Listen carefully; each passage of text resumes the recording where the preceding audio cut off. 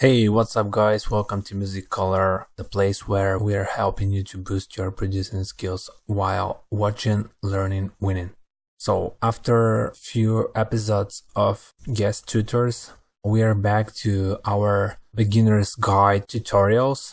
So in today's episode, we're gonna talk about compression, because learning how to use compressor is one of the most difficult mixing process for young music producers. And at the same time, the most important mixing skills you can acquire. If there is anything you want to really understand, it's compression and how to use it effectively. So let's start with compressor basics and learn the parameters. Most compressors share 5 common parameters: ratio, threshold, attack, release, and makeup gain. It's important to first understand how those works so that you can make informed decisions rather than blindly twisting knobs.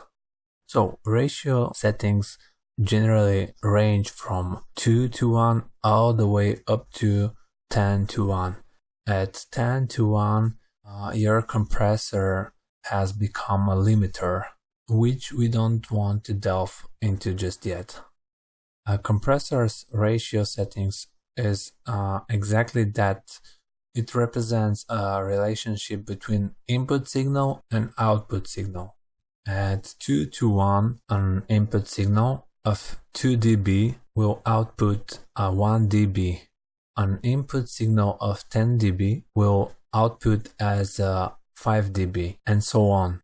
At a 2:1 ratio, your input signal is being reduced by a factor of 2.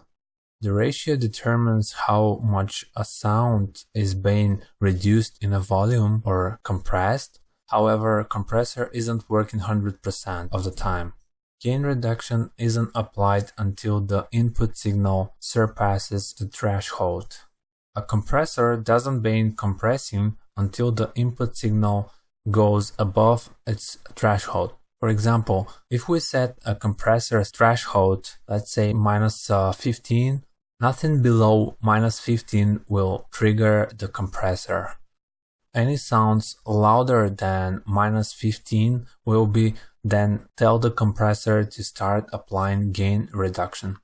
The threshold tells the compressor when to turn on, and ratio determines how much gain reduction to apply.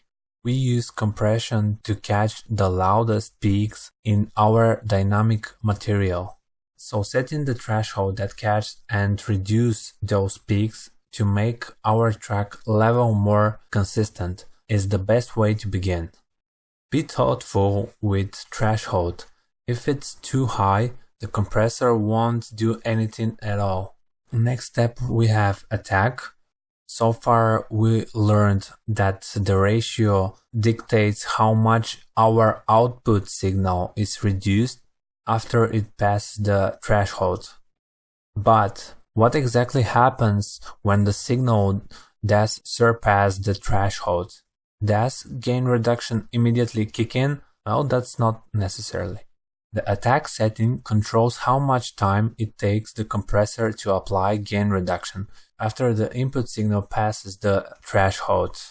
If we set the attack time to 5 milliseconds, it will take 5 milliseconds to gain reduction to apply after the input signal passes our -15 dB threshold.